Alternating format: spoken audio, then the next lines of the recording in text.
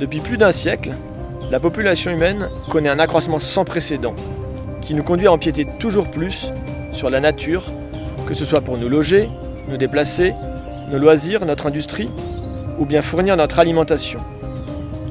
Cela a notamment pour conséquence d'augmenter, sans que nous l'ayons choisi, nos contacts avec le monde sauvage, entraînant diverses répercussions, que ce soit pour la santé humaine, la santé animale ou la préservation de la biodiversité. Bonjour, je m'appelle Guillaume Leloc, je suis maître de conférences en médecine zoologique à l'École nationale vétérinaire de Toulouse.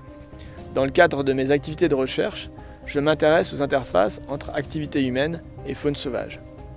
On peut définir ces interfaces comme des opportunités de contact direct ou indirect entre d'une part l'homme et ses activités comme l'élevage et d'autre part la nature et ses animaux libres. Ces interfaces et leur augmentation ont diverses conséquences et je m'intéresse en particulier à deux d'entre elles. Premièrement, j'essaie de comprendre comment ces interfaces peuvent favoriser la circulation d'agents pathogènes entre les activités humaines et la faune sauvage. Et dans un second temps, je m'intéresse également aux enjeux que peuvent avoir ces interfaces pour la conservation d'espèces menacées. Si on prend l'exemple du sud-ouest de la France, avec son système d'élevage de volailles en plein air typique, plusieurs épisodes aussi d'influenza aviaire ont eu ces dernières années des impacts majeurs, tant en termes sociétal et économiques que sur le bien-être animal. Or, la manière dont a été introduit et disséminé à chaque fois le virus de l'influenza aviaire n'est pas encore bien compris. On se demande notamment quel pourrait être le rôle des oiseaux sauvages présents autour des élevages dans ce processus. Bonjour, je m'appelle Chloé Le Gall-Ladevez, je suis doctorante dans l'unité Interaction hôte-agents pathogènes à l'école vétérinaire de Toulouse.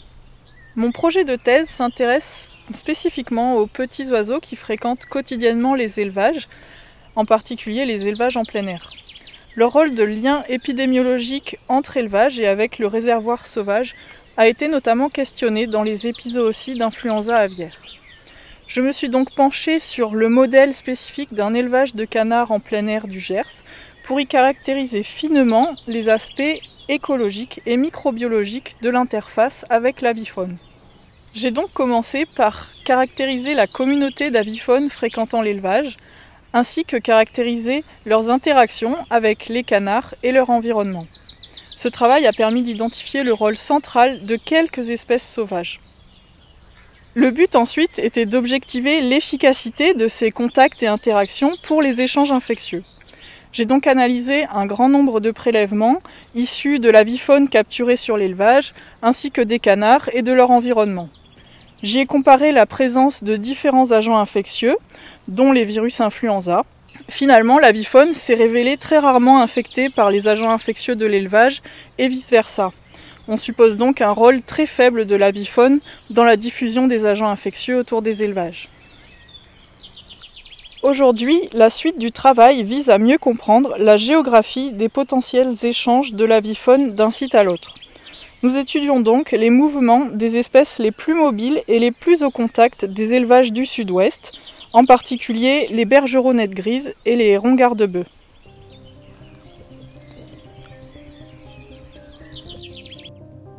Mais l'augmentation de ces interfaces n'a pas seulement un impact sur la circulation d'agents pathogènes.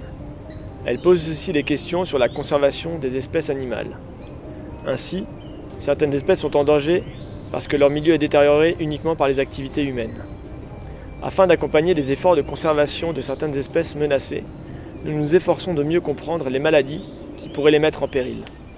Bonjour, je m'appelle Manuela Crispo et je suis doctorant en première année à l'École nationale vétérinaire de Toulouse dans l'équipe de virologie de l'UMR IHP. Mon travail de thèse porte sur une espèce d'oiseau menacé, l'outard du Bara, qui habite les zones désertiques d'Afrique du Nord, d'Asie centrale et du Moyen-Orient et qui fait l'objet de programmes de conservation. Afin de mieux préciser l'origine de certains problèmes de santé chez ces oiseaux, j'ai développé une approche multidisciplinaire qui combine des approches de diagnostic classiques, comme par exemple l'histopathologie, avec des approches nouvelles et innovantes, comme la recherche sur des prélèvements histologiques d'agents pathogènes en utilisant des techniques proches de la PCR. En travaillant sur l'outard du Bara comme modèle, j'espère pouvoir proposer une démarche pratique et solide qui servira à l'investigation des problèmes de santé chez ces espèces menacées et à améliorer leur conservation. Ces menaces ne concernent pas que des animaux qui vivent loin de nous.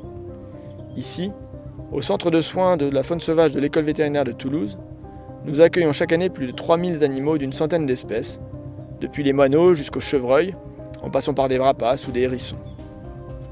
Ces animaux sont trouvés en détresse dans leur milieu naturel et afin de mieux comprendre les raisons pour lesquelles ils nous sont amenés, nous essayons d'évaluer les menaces qui pèsent sur eux, même lorsqu'il s'agit d'espèces communes comme le hérisson.